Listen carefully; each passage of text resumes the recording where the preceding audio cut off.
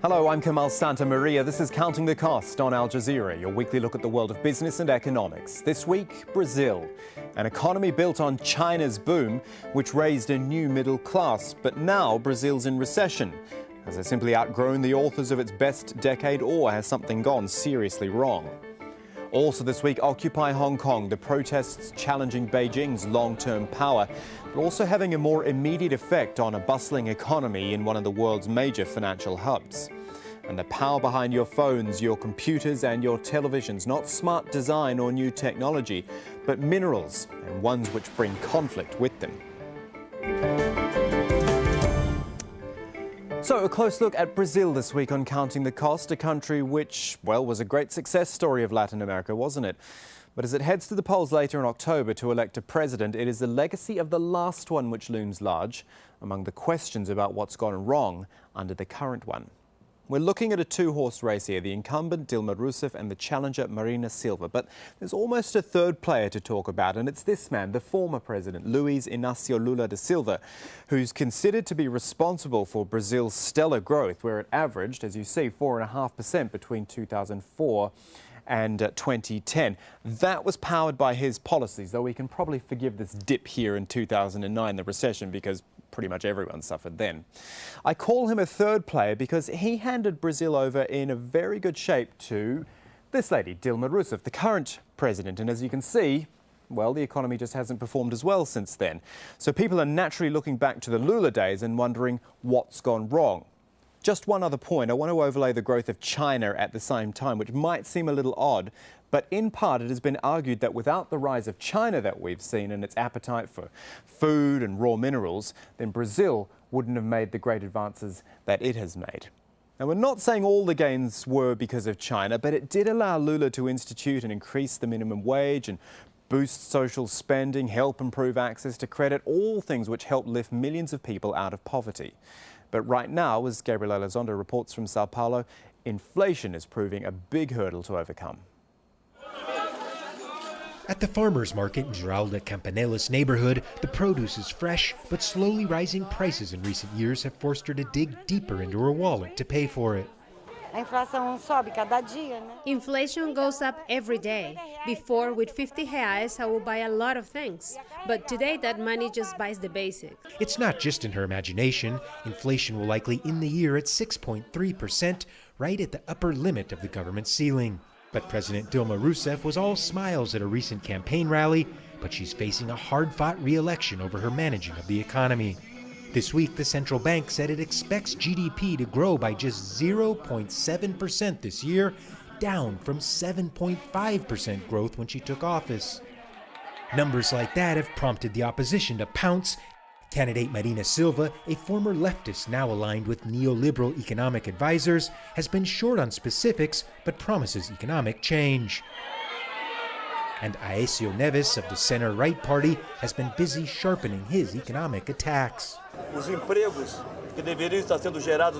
Industrial jobs are leaving Brazil, and we need to end this perverse cycle of the government that has left us with inflation out of control and economic growth very low. I'll vigorously return us to economic growth again. But in Brazil, the story is a little more complex than what the headlines often show. Unemployment in August was 5%, its lowest for the time period since 2002. Commodities exports to China, while still Brazil's main trading partner, have slowed. Brazil's ports are still a frantic buzz of activity. People still have the thirst to buy, which helped fuel the boom in the first place. They're just buying less. And the recent World Cup helped spark a real estate speculation surge that is yet to pop. But the country that lifted millions out of poverty still has deep divides of rich and poor. Brazil was heaven for the financial markets a few years ago, and now it's become hell. But the real economy, it's not in a profound crisis. It has stagnated, unemployment is low, and there are not massive layoffs like what happened in Europe, Spain, Greece, Portugal, even in the US. But Brazil has lost appeal in part for not responding to the desires of the financial market, and also because it lost the rhythm of growth. Rousseff continues to say the country is well prepared to enter a new, stronger economic cycle, and things really aren't as bad as they look. But it was recently announced that Rousseff's longtime finance minister won't be staying on if she wins a second term. The opposition says Rousseff's own economic record should mean she doesn't get a second chance either. Well, we're going to talk now about Brazil's economic issues by a man who does a bit of continent hopping. He's a professor of international political economy at the University of Brazil, but also a professor at the National Centre for Latin America Studies at the Australian National University. And it's from there, Canberra, that Carlos Pio joins us. Professor, thank you so much for your time. Look, the simple question seems to be, when you look at the numbers and you see how the economy has performed in the last few years, you sort of have to wonder where, why, how it all went wrong for Dilma Rousseff. Well, I think that the answer is pretty clear. The current government, that is a follow-up from the Lula experience from 2003 to 2010, is a very interventionist. So while China was pushing up the whole of Latin America and the commodity export countries, everything went fine. But when China reduced its growth, its demands, things started to show up. Interventionism is a long tradition, is a long problem in Latin America. In Brazil, it had reduced a little bit in the 90s with some market-oriented reforms. But since the 2003, we didn't do much. Brazilians were very content, and I think that the foreign markets were also, that the left wing didn't revert the market-oriented reforms of the 90s. But they actually didn't do much to improve the economic regulations, to address most of the issues that you would expect from a labor-oriented government. For example, to touch the privileges for labor unions and all the entitlements that the economy can support, but they didn't. So I would say that's the major reason why the numbers are so bad. Going back to the start of your answer, I like how you kind of referred to it as the Lula experience, because it was like that, wasn't it? It was an experience, you know, good times, a charismatic leader, a guy who was an international player. Do you think all those good years have been squandered, or is there a way for current leadership to pull back some of those good times? Well, I think that we were all very correct when we saw the Lula times as one of civilizing the left-wing parties. Now we don't have anybody in the political arena in Brazil that actually favors the use of force in politics or subversion of democratic rule, and I think that this is a great job. But he did that in the first 4 years. What we had in the last 8 years, so in 12 years of the left-wing experience, is that this is too little. And so they should have done much more reform. And what you saw in the last 4 years with President Rousseff, who is running for re-election, is that she actually reverted some of what of this consensus that Lula seems to accept. She became much more interventionist, nominating political cadres to run state-owned companies. She interfered with the management of the central bank. It's now subservient to what she dictates. And nothing of those problems she acknowledges. She seems to be running as someone living in a fantasy world, and that's very worrying. It's a very preoccupying for not only foreign investors, but for Brazilians in general. And yet two things spring to mind here. One, she, Dilma Rousseff, is an economist, so you'd think she might have had a bit more success in that department. And two, you know, she's running for re-election, is likely to be re-elected, so then you have to question what, if anything, is actually going to change. Well, these 2 points are very important. I think that the first one, she is an economist. What we call economists in Brazil is basically someone who has an undergraduate degree. And the one she holds is from a very backward economic department in Brazil. So she's not actually an economist. She was someone who had undergraduate training, maybe a master's extension degree in economics. She's not a doctor in economics, and mostly she's not connected to the mainstream economics that are taught mostly around the world, any other places in Latin America, including parts of Brazil. Why she has so much political support or electoral support?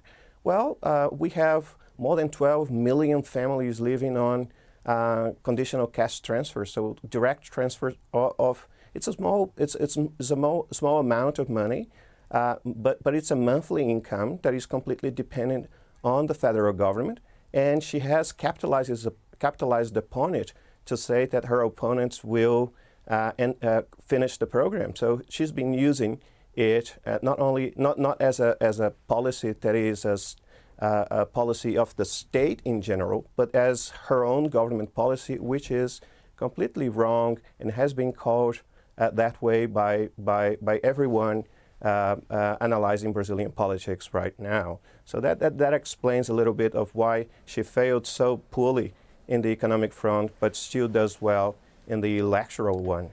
Here's the thing though, Carlos, Dilma Rousseff, or indeed whoever gets into power here, will have a tough job ahead of them. It feels almost like the expectations of the Brazilian people have changed. You know, they've done better in the last 10 years or so. The middle class has grown and people have, you know, they've been brought out of poverty to quite a degree. Their expectations are going to be higher, and you have to question whether the politicians can deliver on that. Well, I think that the election actually put the Brazilian electorate in front of two very different options. And one of them is the deepening of the current policy options.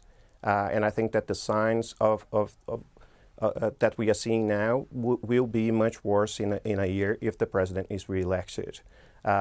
She's not expected to change course, and she has been taking the confrontation from the opposition candidates as something very personal and as a tax that she has to get back to. So she's not prone to changing most of her economic direction. But both of the opposition candidates, they actually portray the possibility of strong changes. I think that one important component of this election, of this year's election, is that the now second most voted candidate, Marina Silva, actually proposes deep market reforms that were not heard before. So she started talking about giving independence to the central bank, something that not even President Cardoso, the one that did most of the market reforms in the 90s, had proposed. And as we are growing nothing this year, changes might actually bring good results. I mean, the economy can grow. The market is so poorly regulated in Brazil. I mean, the regulations are so anti-market that when you free those regulations, you can actually expect people to invest more, create more jobs. And I think that this can be surprising for most of the ones that are analyzing Brazil from an outside perspective with no knowledge of what the Brazilian economy actually looks like. Carlos Pio joining us from Canberra. Pleasure talking to you about Brazil today. Thank you for your time. And still ahead on Counting the Cost, the illegal mines run by warlords and criminal gangs. We look at efforts to stop the use of the minerals which power our technological lives. Right now, though, Hong Kong, which has really hit the headlines in the past few weeks, usually a busy city, not too much unrest to speak of, it's suddenly become the flashpoint for a democracy movement that no one really saw coming. In short, the young people of Hong Kong in particular are opposed to Beijing's plans for watered-down democracy in the territory. Beijing has publicly backed Hong Kong's chief executive, CY Leung, although the protesters, mostly young students, want his resignation. This umbrella revolution, as it's become known, has been accused of spreading chaos in the financial hub. There are fears the protests could even lead to a crackdown by local police or forces from the mainland. But as we said, this is a usually busy, thriving global financial centre, and there's been a marked effect on that image since the protests began. Divya Gopalan has this on the economic impact of Hong Kong's Occupy movement. Without the usual crowds, it's hard to tell that Le Claret Bistro is in a prime location. This should have been the restaurant's opening day. The staff are ready, the coffee's brewing, but the only person being served is the owner. When you see that all the roads are being blocked, and then traffics are being diverted, and then there are no people walking on the streets, then nobody would come into our restaurant.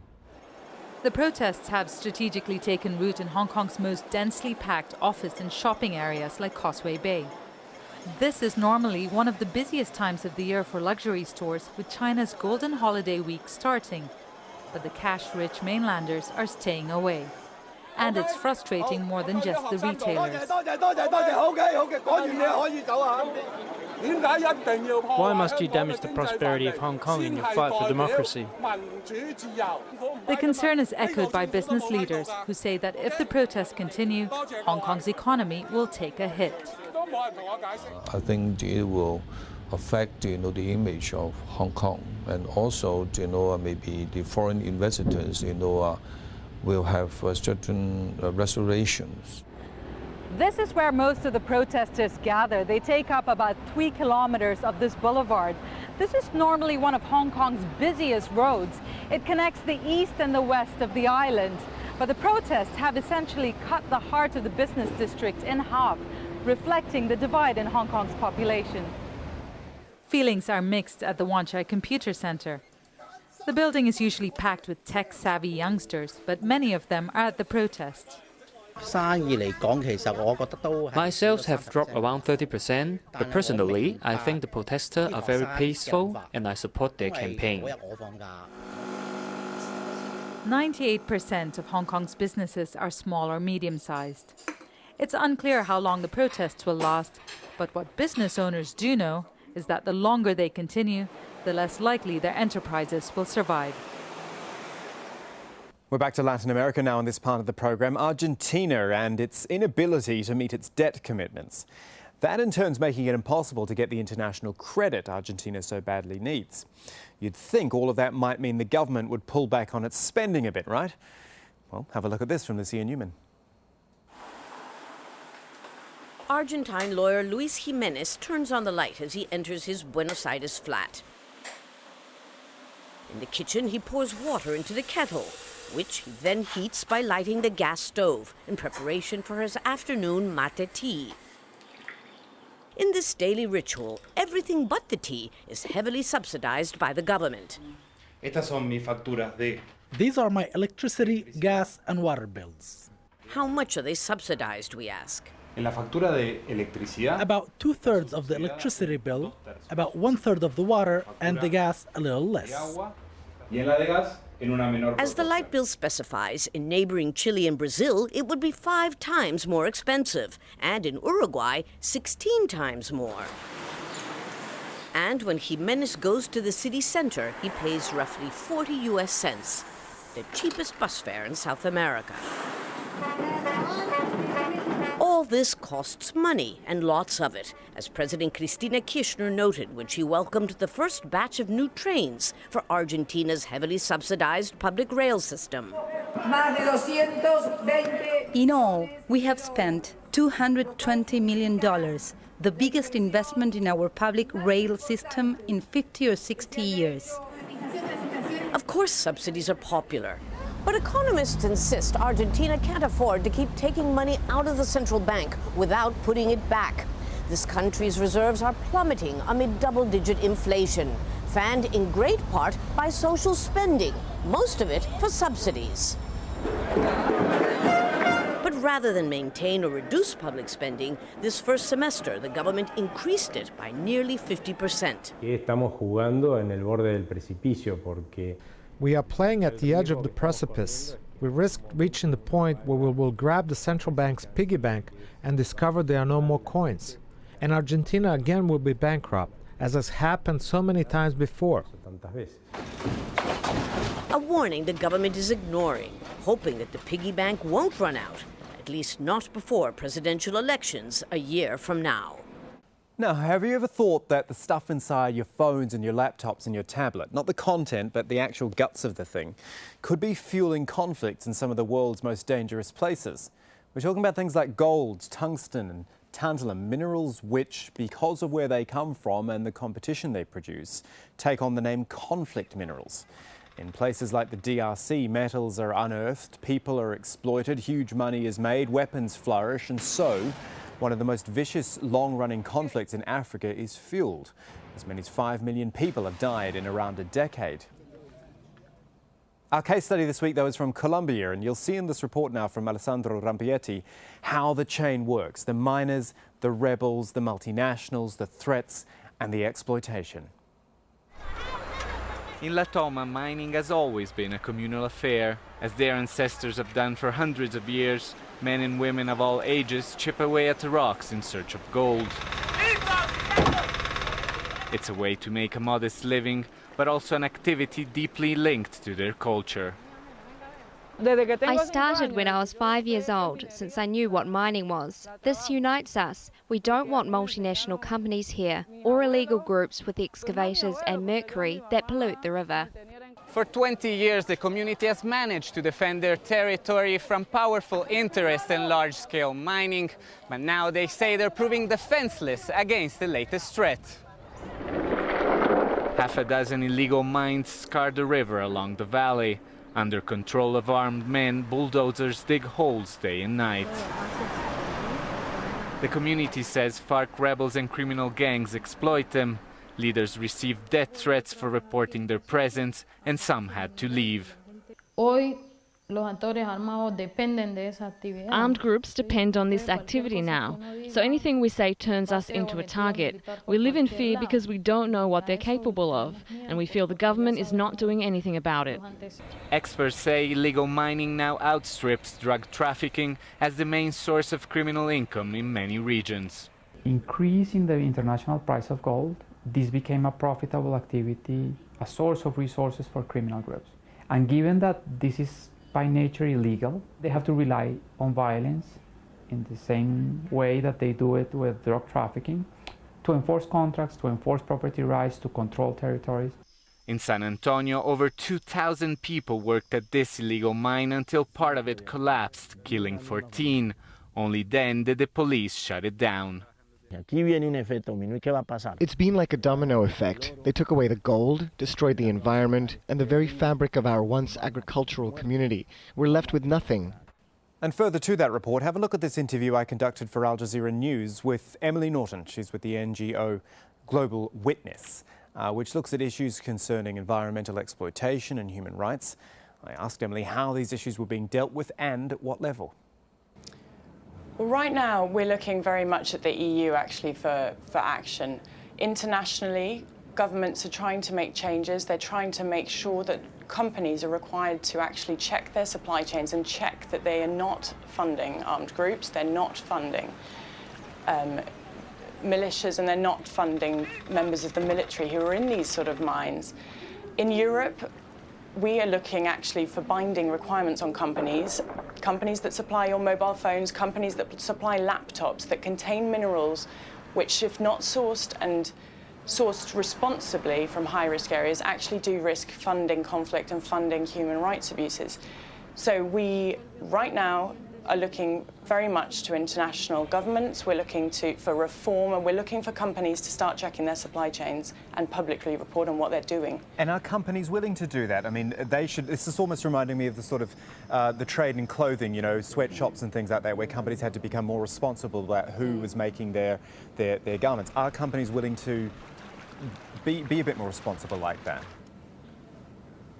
What we've seen so far, unfortunately, is that companies do not respond to voluntary measures. We're looking particularly at the mining sector at the moment. There has been regulation in the US which compels downstream companies, so companies that sell mobile phones, sell products containing these minerals, to actually source responsibly. That has had an impact. But apart from that, in the EU, research shows that companies are not checking their supply chains. They're certainly not publicly reporting on what they're doing to check that they don't fund conflict.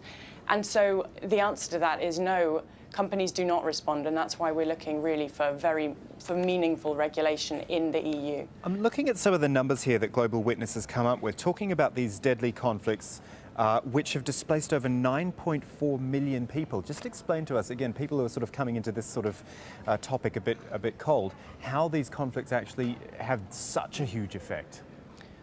Well, conflicts like the conflict in the eastern DRC, that's the Democratic Republic of the Congo, and the conflicts in the armed groups in Colombia have displaced huge numbers of people, and these conflicts are ongoing, and I think they don't reach perhaps the media attention that they should. But it's important to realise that the minerals trade is a very important part of these conflicts. The minerals don't necessarily form the root of the conflict, but they certainly fuel the dynamics. And as you mentioned in your Colombia report, unfortunately, armed men and members of the military do prey on the minerals. They either are in the mines, they control the mines, or they're also along trading routes. They can be illegally taxing diggers, and that is a very, very substantial source of profit. And that's our show for this week, but there's more for you online at aljazeera.com/programs. The Counting the Cost page is there with individual reports, links, entire episodes for you to catch up on as well.